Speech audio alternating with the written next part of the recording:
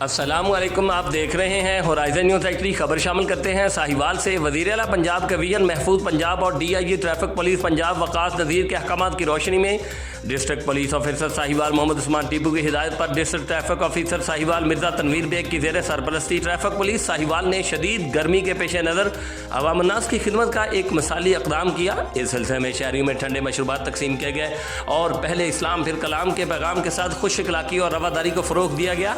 इस इक़दाम का मकसद न सिर्फ गर्मी की शिद्दत में आवाम को रिलीफ फराहम करना था, बल्कि ट्रैफिक पुलिस और शहरियों के दरमियान मुस्बत ताल्लुक़ को भी मजबूत बनाना था।